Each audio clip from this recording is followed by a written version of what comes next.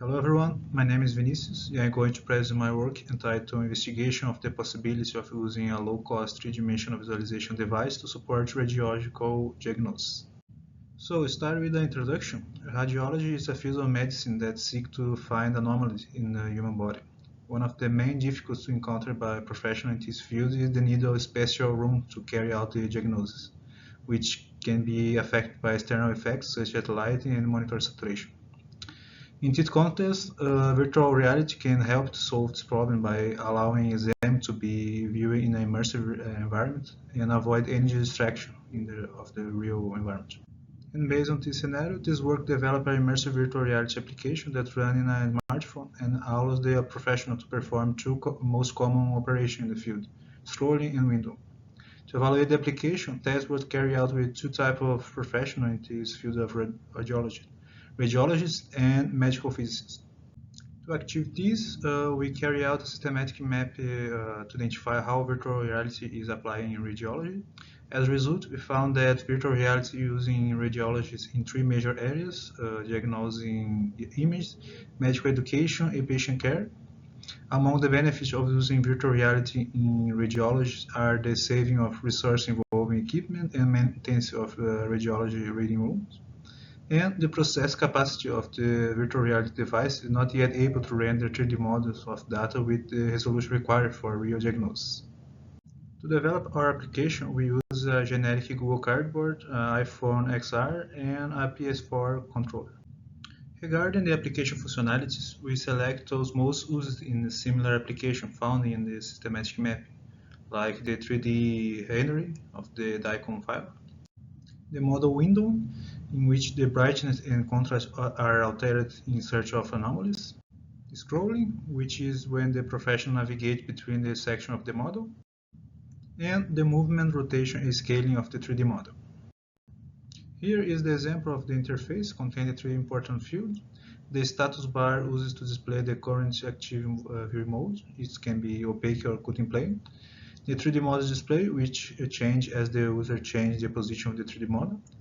And finally, the common display to guide the user through the application. So to evaluate the application, we conduct a user study with 16 participants, with 11 of them radiologists and 5 medical physicists, all with normal vision and regular hand movement.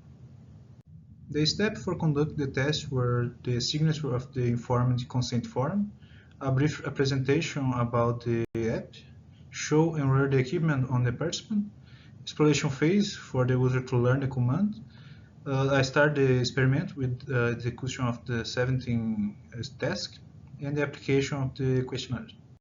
To evaluate the development tool, 3 questionnaires are used: the system usability scale to obtain the overall view of the interface quality, the NASA test load index to assess the cognitive load perceived by the user during use, and the tailored questionnaire to measure specific aspects of the interaction with the virtual reality elements present in the tool.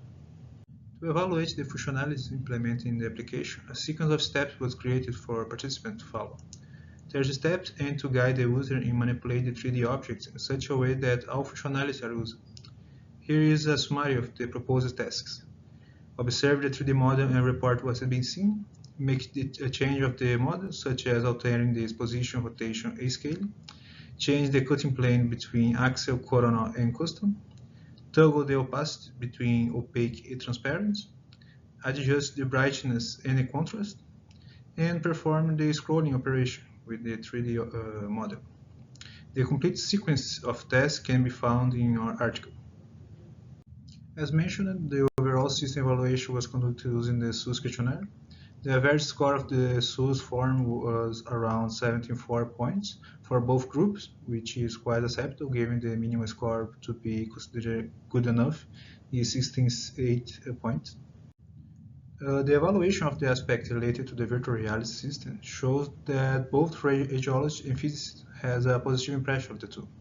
As can be seen in the blue bar in the graphic, only the medical physicist and one radiologist gave score lower than 4 for the virtual environment. The same physicist has the only one to rate the interaction in the environment poorly, as can be seen in the yellow bar. Regarding the quality of the 3D model, shown by the green bar, 6 users gave the score of 2 or 3, and 8 users gave a score of 4 or 5, making the item the worst rated one. On the NASA TLX, mental demand, perceived for aspects related to the virtual reality, stands out with the high value of the book group. In this case, the higher the score, the worse the result. The reason of the high score is that the interaction with the control represents a barrier at the beginning of the test. Some people quickly become familiar with the control, while others had some difficulties until then. The final RTLX score for the two groups was similar: 33 for the radiologist, which is the blue bar, that meaning somewhat high, and 29.8 for medical physicists, the green bar meaning medium. The evaluation of geometric transformation also shows the high acceptance of the tool. For the reset, rotate, and change size operation, all the ratings were above 4, meaning good or very good. With regarding of the move operation, only one radiologist gave a neutral score of 3. In the NASA TLX, for geometric transformation in the 3D model, the mental requirement stands out again, with high for radiologists and a little high for medical physicists. The final TLX score for the two groups showed a significant difference this time: 35.9 for radiologists, meaning somewhat high, and 22.5 for medium physicists, meaning medium. The result makes sense because during our test, some radiologists keep asking why the features were there, how they work, and were a little afraid of interaction with the features. On the window functionalities, the window adjustment was rated between good and very good by 13 subjects. 2 participants defined as neutral and 1 as bad. The reason that the way we did window different slightly from the ways done in the software usually used in the field. Because of this, some people felt the familiarity was missing. Regarding the window reset, everyone rated between good and very good, and the opacity change, 13 rated between good and very good, and 3 considered neutral. And this time, the scale with the high score was overall performance, which is how successful the person feel when carry out the test. Both radiologists and medical physicists scored a little high. The main reason of this is that, as I mentioned earlier, the control works a slightly different way to traditional softwares, so the frustration is expected and understandable. Finally, the NASA TLX score for the two groups also show a significant difference: a little high for radiologists and a medium for medical physicists. On the evaluation of the screen feature, the change cutting plane features, everyone rated between good and very good. And for the score itself, everyone, with the exception of the radiologists, rated between good and very good.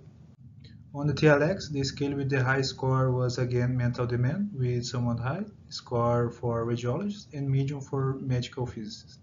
In addition, the overall score for two groups again show a significant difference. In radiologists, score 31.2, which is classified as somewhat high, and the medical physicists score 17.3, which is medium. So about the form with open question, we highlight the comments considered most important, such as professional performance enhancement. The tool brings a different and fun aspect to the task. The tool lacks resolution. The low resolution of the screen affects negatively the user experience. Simplify the number of interactions with the gamepad controller. And all the creation of 3D model from the other dataset might be also be enhanced. In the forum about possible change for the application, we had a suggestion for improving the interface and diagnostic process with the application, such as adapt our application to support the adjust brightness and contrast at the same time. And the tool is a great initial tool to explore the VR in the medicine area. So to conclude this presentation, this work we have created an immersive tool for visualizing medical images. To evaluate the tool, we conduct a study with users using 2 forms widely used in the field and 4 other customizing forms. Overall, we believe that our research has the potential to help many professionals in the field of radiology. The data and the feedback we have collected show that our tool has the potential to help other research in the field. And that's it. Thank you very much for your attention.